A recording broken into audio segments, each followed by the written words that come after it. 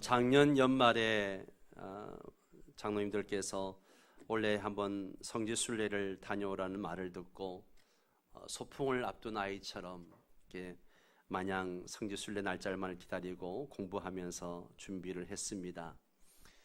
성지순례를 가기 전날 들뜬 기분에 잠을 설칠 정도였습니다. 23일 날 밤 10시에 인천공항에 모여가지고 밤 12시 50분에 이제 출발하는 비행기였습니다. 아부다비를 경유해가지고 요르단 암만으로 들어가는 일정이었습니다. 이제 탑승이 끝나고 이륙한다는 방송이 있어서 이제 드디어 가는구나 그러고 있는데 비행기가 1시간 동안이나 움직이질 않는 겁니다. 그러다가 갑자기 엔진이 폭 꺼지는 겁니다. 비행기 안이 캄캄해졌습니다. 모두가 무슨 일인가 싶어서 그러고 있을 때 보조 엔진이 문제가 생겨서 점검 중이니까 잠시만 기다려 달라는 겁니다. 그러고 있는데 또 비행기 엔진이 켜졌다가 꺼졌다가 두세 번 반복하기를 그러길 3시간을 거르고 있었습니다. 비행기는 찜통같이 덥고 손님들은 막 짜증내기 시작하고 어떤 승객들은 항공법에 의해서 뭐 보상을 몇 프로 해줘야 된다고 따지고 난리가 났습니다. 4시간 가량이 지났을 때 기장이 비행을 포기한다는 이야기를 하고 직원들의 안내를 받아가지고 호텔로 들어가서 쉬고 있으라는 거예요. 호텔에 가니까 아침 7시였습니다. 꼬박 공항에서 밤을 새웠습니다. 호텔로 돌아가면서 몸도 피곤하고 기분도 상했지만 한편으로 참 감사했습니다. 만약에 운항 중에 엔진이 고장이 났으면 어떻게 했을까 생각만 해도 끔찍합니다. 너무나 감사를 했고요. 다음 날 오후 5시 40분 특별기편으로 아부다비로 출발을 했습니다. 원래 아부다비에서 또 비행기를 갈아타고 암만으로 들어가야 되는데 연결되는 비행기가 없어서 아부다비 호텔에서 또다시 하룻밤을 자게 되었습니다. 원래 계획은 인천공항에서 밤 12시 50분에 출발을 해가지고 10시간 비행해서 아부다비에 가서 아부다비에서 5시간을 대기했다가 또 암만으로 3시간 비행기를 타고 가서 18시간을 가야 되는 일정이었습니다. 이 일정대로라면 성지순례를 하기도 전에 다 지쳐가지고 아마 못했을 겁니다.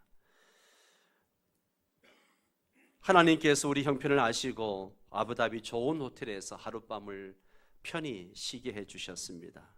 하룻밤을 쉬면서 피곤도 풀 수 있었고 우리나라와 시차가 6시간 나는데 시차 적응도 하게 해주었습니다.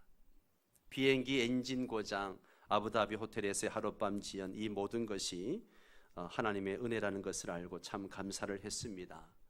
또 감사한 것은 우리가 갔을 때 순례객들이 왜 그렇게 많이 왔는지요.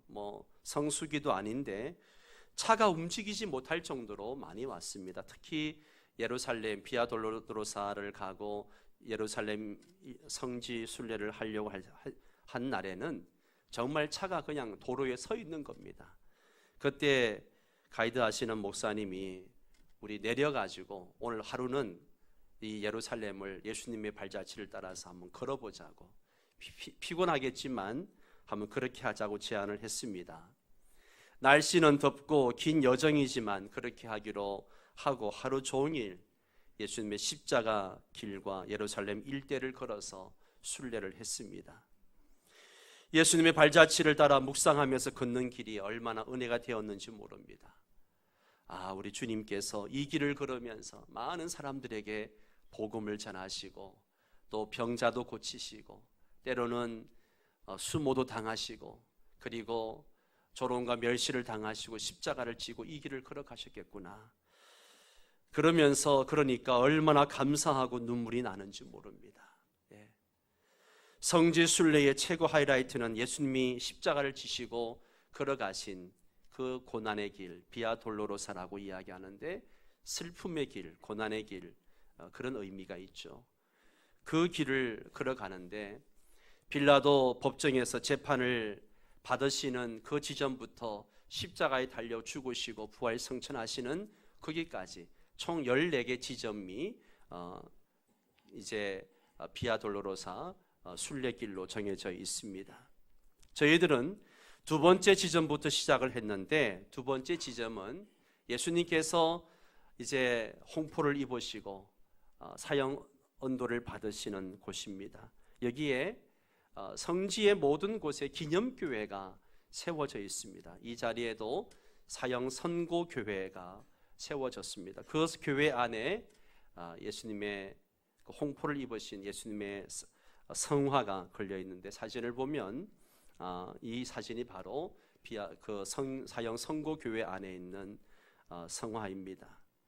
이 두 번째 지점부터 시작을 했는데 얼마나 은혜를 주시는지요. 저희들은 모든 지역을 갈 때마다 다 이제 목사님들이시고 장로님들이시고 하니까 함께 찬양하고 기도하고 말씀을 나누고 그렇게 예배를 드렸습니다.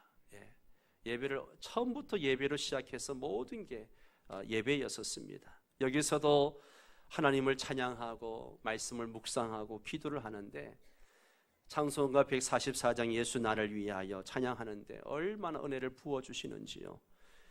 내가 지은 죄 때문에 울고, 주님이 지신 십자가 은혜를 생각해서 울고, 십자가 은혜를 잊지 않고 증거하며 살겠다고 다짐하고 울고, 울면서 찬양과 경배를 드렸습니다. 성지 순례를 가보신 분들은 아시겠지만, 이 특히 비아 돌로로사 길 폭이 한 3m도 안 되는 아주 좁은 길입니다. 이 좁은 길을 수많은 사람들이 지나가죠. 그런데 그 길 양쪽에 상점들이, 아랍 상인들이 순례객들 대상으로 장사를 하려고 하는 이런 장사 가게들이 얼마나 많은지 모릅니다. 조금만 집중을 하지 않으면 금방 유혹에 넘어가는 거죠. 여러분, 날씨가 얼마나 덥습니까? 하루 종일 걸으니까 목도 얼마나 마르겠습니까?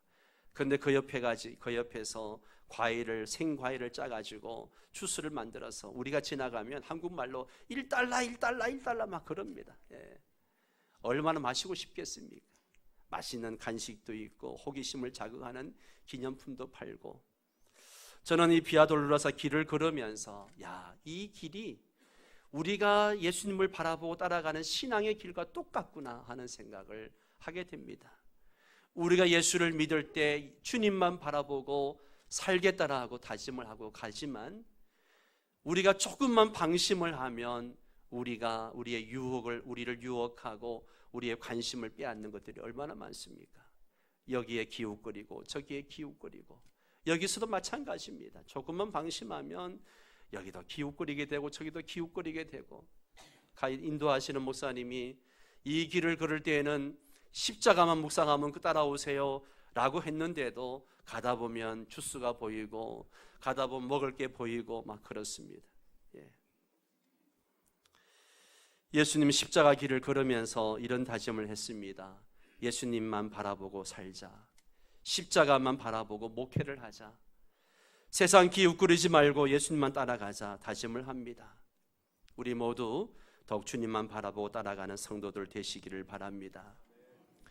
금번 성지 순례 중에 방문하는 곳마다 예배를 드리면서 이 땅이 하나님을 예배하는 땅이었는데, 하나님의 영광이 가득한 땅이었는데, 지금도 그런 땅이 되게 해달라고 기도하면서 그 땅을 밟으면서 순례를 했습니다. 그러면서 다시 한번 우리의 예배에 대해 깊이 생각해 보게 되었습니다.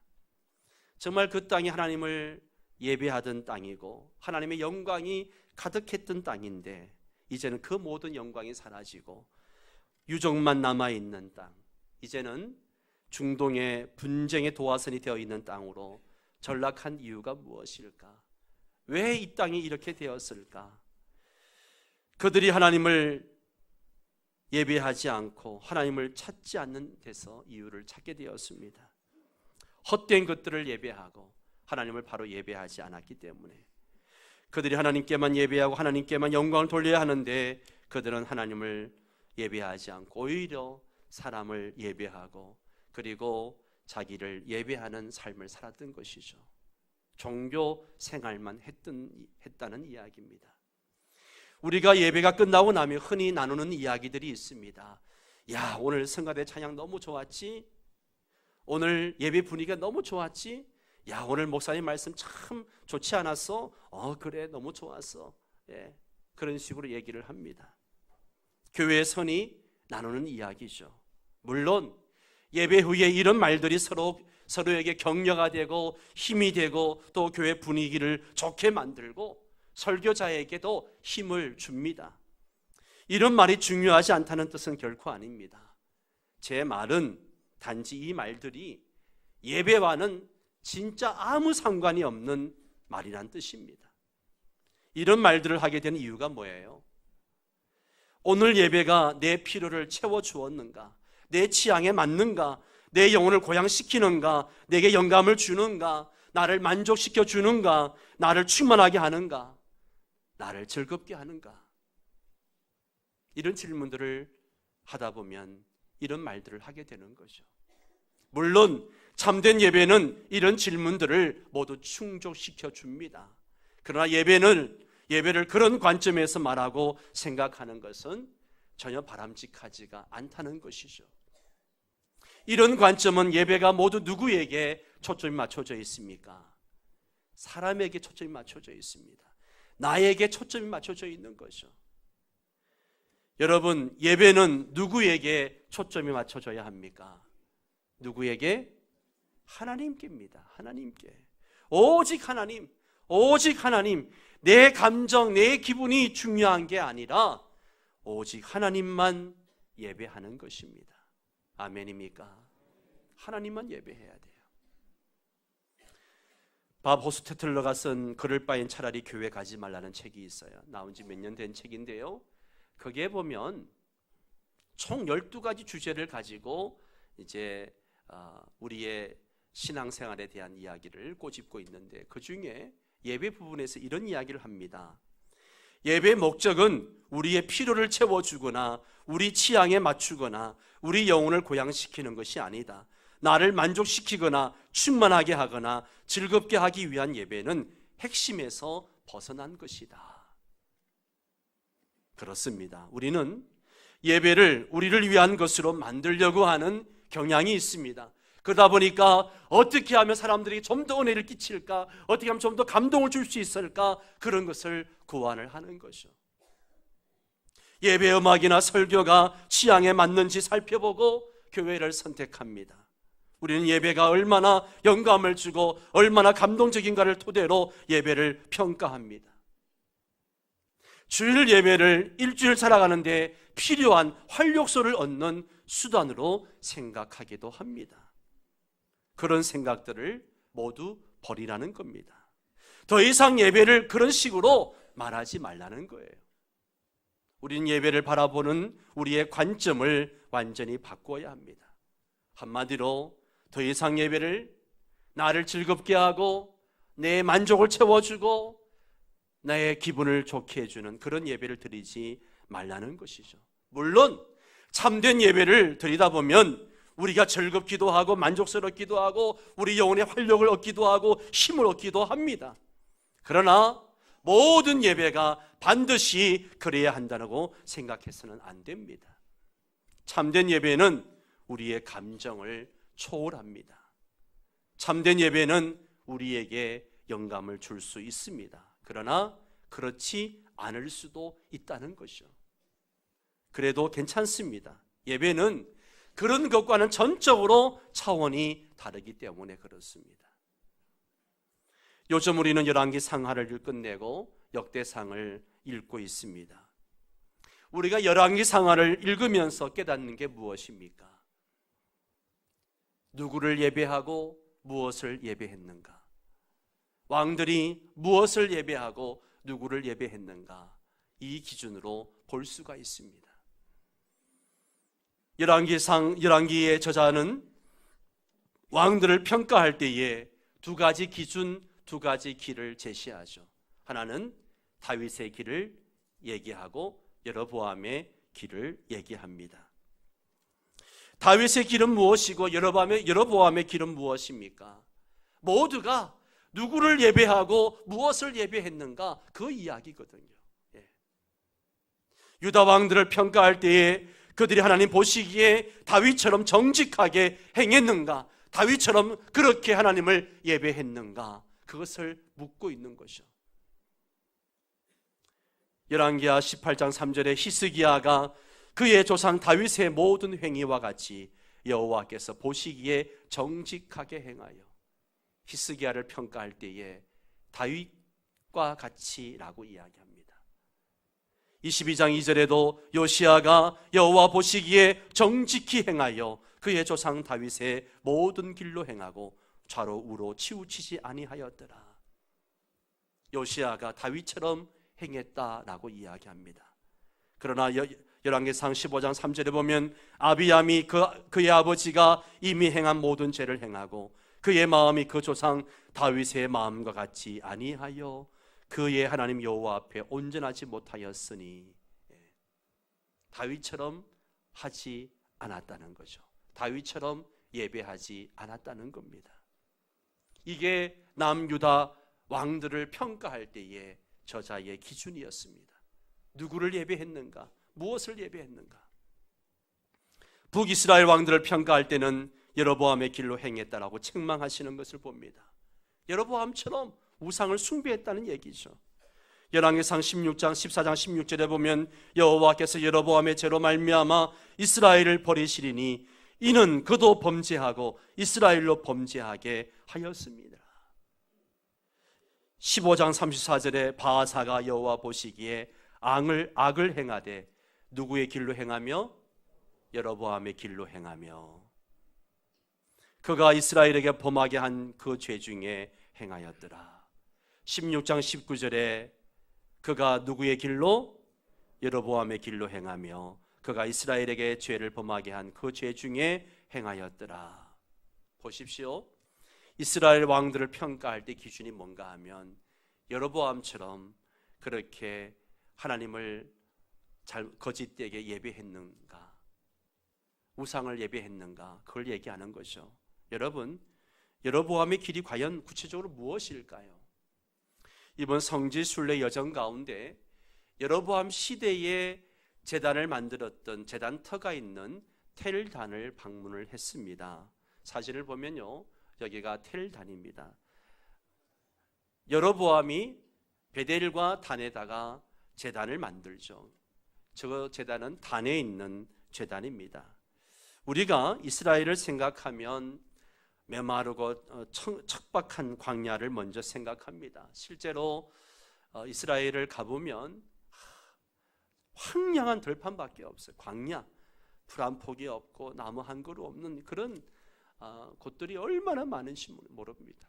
와디가 형성되어져 있어서 물론 광야이기 때문에 비가 한번 오면 푸른 초장이 되기도 하는 그런 놀라운 또 모습도 있습니다. 이 텔단이 어디에 있는가 하면 바로 이 헤르몬산에서 흘러내려오는 그런 푸른 숲이 가득한 곳에 있습니다. 마치 에덴 동산과 같고 젖과 꿀이 흐르는 땅이 이곳이 아닐까 하는 정도로 이곳이 굉장히 풍요로운 땅인데요. 사진을 좀 볼까요? 폭포가 있고 다른 데는 물을 본 적이 없는데 여기 오니까 폭포가 있고 저렇게 물이 흘러가고 아주 숲이 우거져 있습니다. 다시 제단을 좀 보여주시고요. 여로보암이 왕이 되자 베델과 단에다가 제단을 만들게 됩니다. 왜 이 단을 만들게 되는가 하면 결국 이 단 때문에 여로보암뿐만 아니고 이 북이스라엘이 망하게 되는 이유가 되는데요. 남유다와 북이스라엘이 갈라질 때에 북이스라엘의 초대 왕이 바로 여로보암이었습니다. 그런데 북이스라엘을 세우고 난 다음에 여로보암이 고민을 하게 됩니다. 왜냐하면 이스라엘 사람들은 누구나 할 것 없이 다 예루살렘 성전에 가서 제사를 드려야 됩니다. 그러려면 북이스라엘 사람도 남쪽으로 내려가야 되는 거예요. 남쪽으로 내려가 제사를 드리다 보면 백성들의 마음이 남쪽으로 기울게 되고 그들이 나중에 구테타를 일으켜서 나를 죽이지 않을까 이런 염려가 있는 거죠. 그래서 베델과 단에다가 북이스라엘의 최북단과 남쪽에다가 단을 만들었어요. 제단을 만듭니다. 먼저 베델은 예루살렘과 높이가 비슷합니다. 게다가 이 베델은 그들의 조상 야곱이 하나님을 만나서 제단을 쌓았던 곳이, 그런 상징성이 있고 전통성이 있는 그런 곳입니다. 그래서 이스라엘 백성들에게 이야기하죠. 북이스라엘 사람들아, 봐라, 이 베델은 예루살렘과 높이도 비슷하다. 그리고 우리 조상 야곱이 이곳에서 하나님을 만났고 이곳에서 제단을 쌓았던 곳이 아니냐. 이제 여기서 제사를 드려라. 그리고 북쪽에 있는 사람들에게 너희들은 여기까지 내려올 필요가 없다. 내가 단에다가도 제단을 만들었다. 이 단은 저 남쪽에 있는 예루살렘 제단보다도 크고 높다. 그러면서 이 양쪽에다가 금송아지를 만들어서 이제 두게 됩니다. 거기에 저 가운데에 있는 제단이 바로 금송아지를 두었던 곳이기도 합니다. 그러면서 뭐라고 이야기합니까? 봐라, 이 신이 너희를 애굽 땅에서 인도해낸 하나님이다. 그렇게 백성들을 속이게 되죠. 원래 하나님께서 제단을 만들 때에는 계단을 만들지 말라고 했습니다. 그런데 여로보암은 남쪽 예루살렘에 있는 제단보다 더 크게 높게 만들려고 제단을 만들고 크게 만들고 계단을 만들었습니다. 왜 하나님이 계단을 만들지 말라고 했습니까? 너희 하체가 드러날까 함이라. 높이 올라가다 보면, 그 당시에는 우리처럼 바지를 입는 시대가 아니고 치마와 같이 옷을 입었기 때문에 하체가 드러날까 함이라 그러면서 계단을 만들지 말라고 했습니다. 그러나 여로보암은 예루살렘보다 더 크고 높은 제단을 만들어 놓고 금송아지를 모셔놓고 이게 너희의 하나님이라 그러고 하나님 여기에다가 예배하라고 강요를 하죠. 왜 그렇게 여로보암이 이야기합니까? 자기를 위해서, 자기 위치와 자기 권력을 유지하기 위해서 자기 마음대로 하나님을 섬기고 있는 것이죠. 이렇게 하나님의 뜻대로가 아니라 자기의 마음대로 드리는 예배, 하나님을 위한 예배가 아니라 자기를 위한 예배를 드린 것이 바로 이 텔단입니다. 이렇게 단 지파가 자기들 마음대로 이곳으로 우상을 가지고 들어오고 여로보암이 자기 멋대로 예배하고 하나님을 이용한 이곳의 결과가 뭔지 아십니까? 단 지파는요, 이스라엘의 12지파 중에서 그 이름이 영원히 지워지는 그런 불명예를 안게 됩니다. 그리고 여로보암이 자기 위치를 지키고자 정성 들여 산당을 지었던 이곳은 북이스라엘이 아수르에 멸망할 때에 가장 먼저 짓밟히고 망하게 되는 땅이기도 합니다. 하나님을 예배하지 않고 자기를 예배했던 사람의 결과인 것이죠. 반대로 다윗의 예배를 보십시오. 저는 오늘 다윗의 예배를 짧게 묵상하면서 함께 은혜를 나누기를 원하는데요, 성경은 다윗을 가리켜서 내 마음에 맞는 사람이라, 내 마음에 합한 사람이라 그렇게 표현을 합니다. 성경에 그 어느 누구를 가리켜서 내 마음에 맞는 사람이라 그렇게 표현한 사람이 있습니까? 아무도 없습니다. 다윗이 유일합니다. 다윗이 하나님께 그런 총애를 받게 된 이유가 무엇일까요? 그의 신앙 때문일까요? 아니면 그의 믿음 때문일까요? 하나님을 향한 그의 열정과 용기 때문일까요? 그런 이유였을 수도 있을 것입니다. 그러나 성경은 그 이유를 분명하게 밝히지 않습니다. 따라서 우리는 이런저런 이유를 추론해 볼 수가 있는데, 저는 다윗이 하나님의 마음에 맞는 사람이라는 말을 듣게 된 이유가 그가 하나님을 예배한 방식과 밀접한 관련이 있다라고 생각을 합니다. 하나님을 예배한 그의 삶, 그의 방식, 우리가 예수님의 길로 행하기를 원하고 영적으로 성숙해지기를 원하고 예배의 본질과 예배하는 방법을 진정으로 깨달아 경험하고 싶다면 다윗에게서 배우는 것이 가장 좋다라고 생각을 합니다. 다윗이 골리앗을 물리치고 난 다음에 이스라엘 왕이 되었습니다. 사울의 뒤를 이어서 왕이 되었습니다. 왕이 되고 난 다음에 그가 가장 먼저 한 것이 무엇인가 하면 하나님의 법궤를 예루살렘으로 옮겨오는 것이었습니다. 이 언약궤는 출애굽이 일어난 때부터 수백 년 동안 이스라엘과 함께 하시는 하나님의 임재를 상징하는 물건이었습니다. 그런데 이 언약궤를 블레셋에게 빼앗기고 말았습니다. 다윗은 왕이 되자마자 블레셋을 진압하고 언약궤를 이스라엘 민족의 예배 생활의 중심으로 되돌려 놓는 일에 가장 먼저 관심을 기울였습니다. 그래서 이 법궤를 옮겨오는 1차 시도를 하다가 실패하게 되죠. 그 실패하는 이유가 무엇일까요? 한마디로 하나님의 방법이 아닌 사람의 방법이었습니다. 제사장이 메어야 할 언약궤를 짐승의 수레에 싣고 화려한 축제를 열었습니다. 사람들의 흥을 돋구고 사람들에게 기쁨을 주는 그런 축제를 벌였습니다.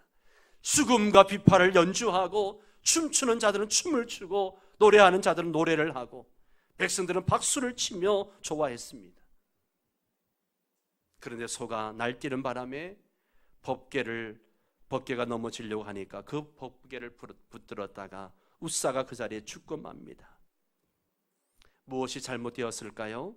그들은 자신들의 예배 방식이 훌륭하다고 생각했을 거예요. 야, 이 예배가 우리에게 기쁨을 주고 만족을 주고 너무나 훌륭한 예배라고 생각했을 것입니다. 올바른 일을 하고 있다고 믿었을 것입니다. 예배를 인도하는 웃사와 아요는 그동안 수많은 예배를 인도했었을 것입니다. 그들은 예배에 전통했습니다. 그들은 무엇이 사람들을 기쁘게 하는지 알고 있었습니다. 그러나 하나님을 기쁘시게 하는 것에는 관심을 기울이지 않았습니다. 결과는 참담했죠. 결과는 참담했습니다. 여러분, 우리도 알든 모르든 때로 그런 일을 저지를 수 있습니다. 자기 도취에 빠진 예배, 교만한 예배, 자기를 만족시키는 예배. 여러분, 이런 예배는 없습니다. 이런 말은 예배를 놓고 이야기할 때 절대 성립될 수 없는 말입니다. 그런 예배는 자기 모순입니다. 오직 겸손한 예배만이 참된 예배입니다. 다윗이 두 번째 법궤를 옮겨오는 과정을 보십시오. 사무엘하 6장 12절 13절을 보면 다윗이 가서 하나님의 궤를 기쁨으로 메고 에돔의 집에서 다윗성으로 올라갈새 여호와의 궤를 맨 사람들이 6걸음을 가매 다윗이 소와 살찜 송아지로 제사를 드리고. 무엇이 달라졌습니까? 이번에는 수레가 없습니다. 여호와의 궤를 맨 사람들, 여호와의 궤를 맨 사람들이란 말에 주목하십시오. 하나님이 지시하신 대로, 하나님이 말씀하신 대로 레위인들이 장대를 이용해서 언약궤를 짊어졌습니다. 수레에 실으면 얼마나 화려하고 얼마나 편리하고 그렇습니까? 이번에는 제사장들의 만족, 레위 사람들의 편리함, 사람들의 기쁨을 주고 영감을 주는 초점을 맞추지 않았습니다. 모든 것이 하나님을 기쁘시게 하는 방식으로 진행이 되었습니다. 이것이 다윗의 예배 방식이 되었고 하나님은 그런 다윗을 축복하셨던 것을 보게 됩니다. 여러분, 참된 예배는요, 하나님께 초점을 맞추는 예배입니다. 누구에게? 하나님께. 내 감정, 내 기분이 중요한 게 아니에요. 참된 예배는 우리 예배를 지금도 살아계셔서 받으시는 그 하나님께 초점을 맞추는 겁니다. 참된 예배의 초점은 우리의 기쁨이 아니라 하나님의 기쁨에 있습니다. 웨스트민스터 소요리 문답은 인간의 제일 되는 목적은 하나님을 영원롭게 하고 그분을 영원히 즐거워하는 것이다. 그렇게 말했습니다. 그것이 예배의 참 목적이라는 것이죠. 저는 여로보암 시대의 제단틀을 보면서 깊은 생각에 잠겼습니다. 과연 나의 예배는 누구를 위한 예배이고 무엇을 위한 예배인가? 여로보암은 자기를 위한 예배, 자기의 목적을 달성하기 위하여 제단을 만들고 백성들에게 만족과 기쁨을 주는 예배 방식을 고안해서 예배하게 했습니다. 처음에는 좋았겠죠. 편리했겠죠. 저 남쪽 유다까지 내려가지 않아도 여기서 예배할 수 있으니까 얼마나 좋습니까? 예. 그때 그 남쪽에 있는 제단보다 더 화려하고 더 크고, 그리고 남쪽에 가면 뭐 하나님을 예배한다고 하는데 하나님 눈에 보이지도 않는데 여기는 금송아지도 있고 하나님 그 송아지를 예배하는 게 얼마나 실감이 납니까? 결국 이러한 예배의 결과가 무엇입니까? 하나님의 심판이었습니다. 멸망이었다는 것을 역사의 현장은 말해주고 있는 거죠. 사랑하는 성도 여러분, 오늘 우리의 예배를 돌아봅시다.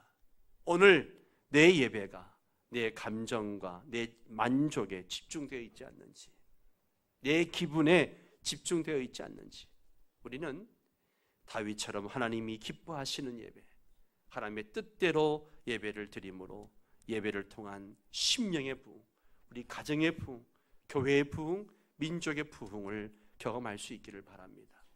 오직 하나님만 예배하고 하나님의 영광을 위한 예배를 드릴 수 있는 우리 모두 명성교회 성도들 되시기를 주의 이름으로 축원합니다. 우리 다 함께 일어나셔서 예배자라고 하는 찬양이 있습니다.